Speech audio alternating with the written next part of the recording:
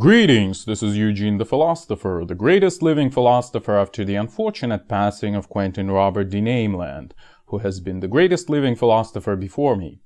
Now, this video is going to be like a B-side or like an appendix, if you like, to one of the previous videos that was called We're Only in It for the Money.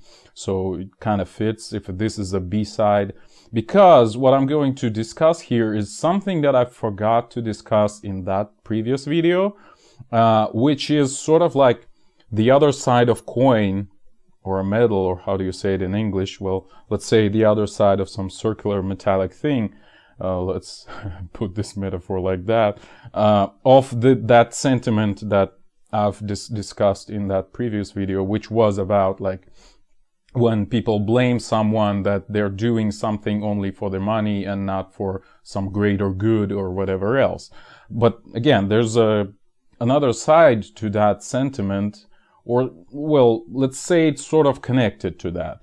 And in particular, what I'm going to be talking about here is this other sort of sentiment, which goes like something like, you know, money is the root of all evil, or let's say, well, money is evil in its own right, etc., and the world would be much better without money, etc., etc. Or let's say, let's imagine, wouldn't it be cool to see a world where no one would need to work to earn money to survive, etc., etc. Like, why should I break my neck and shed blood and sweat and tears to get some money just to live, etc., etc., etc. It's unfair, blah, blah, blah, all that kind of stuff. So that's what I wanted to address in this small edition. It's probably going to be only a few minutes long. So the question is, I mean, I would ask this question to these kinds of statements or questions, like, why should I, you know, break my back to get all that, to get money to survive, to get, let's say, food, housing, medical services, education, you name it, whatever, entertainment, whatever a person might want. So the question I would ask in response is that, and it kind of repeats actually the statements I've made in my video about copyright. I don't quite remember the exact title of this video, like copyright and intellectual property, I guess. That was one of the first videos on this channel where I've described this whole problem. And I'm going to repeat the statements I've made there because they are relevant to this whole discussion about money in general. So the question I would pose in response to these questions, why should I blah, blah, blah, is, well, why should anyone else break their backs and shed blood and sweat and tears to provide all those things you ask for you, right? Because, well, people should understand, I guess, that food, again, doesn't fall from the sky. It needs to be produced by people, which requires work, which requires like investment of capital. So that's previous work, which was kind of accumulated into this capital. It requires a lot of facilities. It requires, you know, let's say electricity and water and fertilizers, which require their own stuff. So that's a huge network of work that is required to produce food. And don't forget, you know, the logistics, the transportation of the food, the refrigerators, all kinds of facilities that are needed to preserve the food, etc., etc., etc. So, and pack it and like put it on the shelves. That's also like another sector of economy, and to sell it and to blah, blah, blah. So you understand that there's a huge, like terribly huge amount of work behind the food that you're buying from the store, let's say. Like infinitely long network of people working for you to get this food, right? So, and this is just example with food, but basically any other commodity, any other type of goods or services that we can talk about also has the same type of network. Well, maybe not the same, but I mean, similar type of network behind it. So when you're saying that, oh, to survive, I have to earn money, well, why isn't that fair? Because, well, all of those people worked for you, essentially, for you to get that potato or piece of steak or whatever you're buying. So it would be fair, I would claim, for you to work in response, so to speak, in like to repay them for their work that they're doing to provide you all of that stuff. And again, any kind of services also included, like medical services that like requires years of training and medical facilities and blah blah blah, and it's all very complicated, you see. So there's a lot of work invested in all of that, right? So why do you feel so entitled to those things that you cannot even give some, something good in response to that which you're getting? So again, my statement from this first part of this video, so to speak, was that money is the measure or the information about the amount of good that you have done to somebody, right? So if you do something good to some person who asks you to do that, they give you money in response, right? You, I don't know, sweep the streets, you put stuff on the shelves, you assemble some things, you, I don't know, program the code, or you produce some pictures or whatever. You're doing something which other people are willing to pay for, which means that they value that, what you're giving to them, more than their money that they're giving you in response, I guess, in exchange, rather, yeah.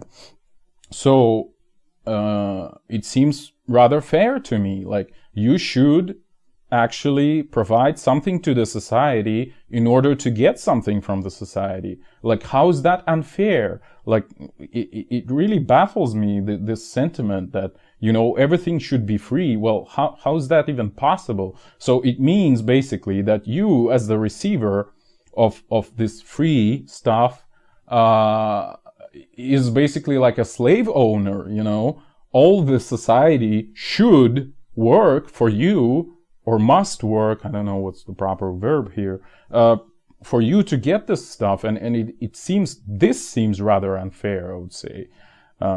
So yeah, definitely. And so when we're talking about things like the right to be, fed, to have education or medical services or whatever else that requires other people's work, this is not actually a right, but a privilege. And again, I repeat my point from this copyright and intellectual property video. This is not a right, this is a privilege, because it requires other people actively working for you to have that. This is a privilege.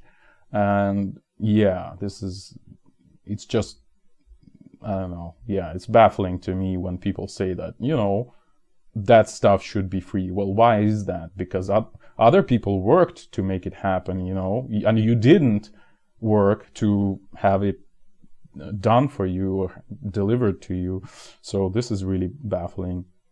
So it's understandable when people, let's say 14-year-old people, have that sentiment, who live in the land of, young idealists. And well, I was the same type of person when I was like, 11, 14 years old, who live in this land of unicorns and rainbows, who say that, well, the world should be different, we should change something, money is bad, evil capitalism is everywhere, etc. So it's understandable in that age, right? But when you're like 30 and you're making the same statements, well, you're just out of your mind. You're just either stupid or mad or something like that, like you have no idea how world works, actually.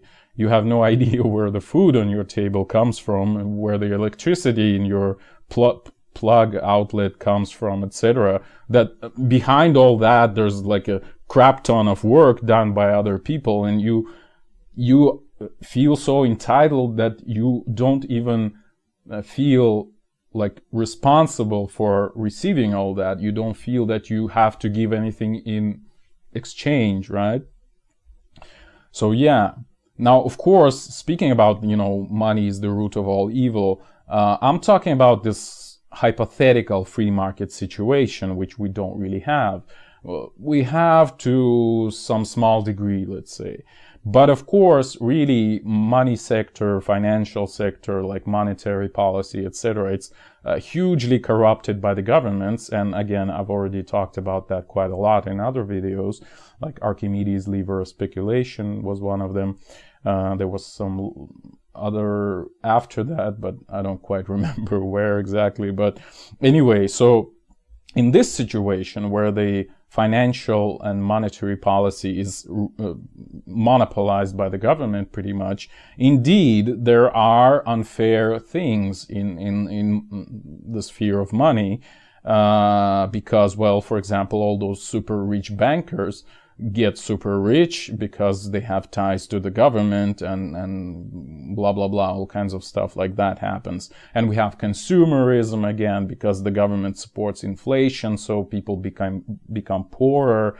And there's a Cantillon effect, which makes rich more richer and poor more poorer due to inflation, supported by the government, etc. So there are things like that which are indeed unfair. But to claim that the whole, let's say, institution of money is bad and unfair is really stupid, in my opinion. Like, it's not the problem of money that the government supports rich bankers, right? It's the problem of the government, really, in the first place.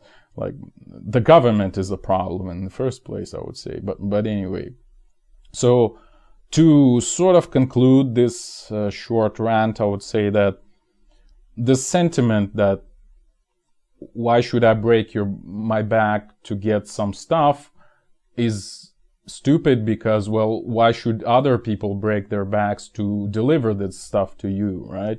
So it's very, I think it's very clear, to be honest.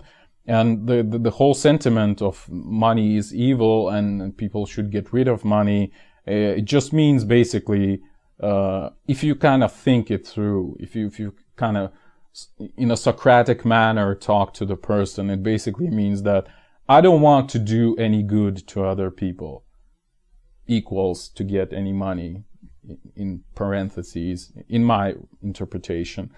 I just want to get all the stuff for free just because I'm such a beautiful person, And, well, apparently all those other people who provide all that to you are not beautiful persons, right?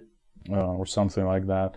And it's really a childlike mentality. Like, if you're used to the fact that your parents give the stuff to you, well, you would, have that mentality. You are used to the situation where all the stuff just falls on you and, from the sky, roughly speaking, from your parents.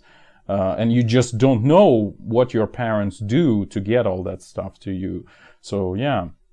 14-year-old, understandable. 30, stupid.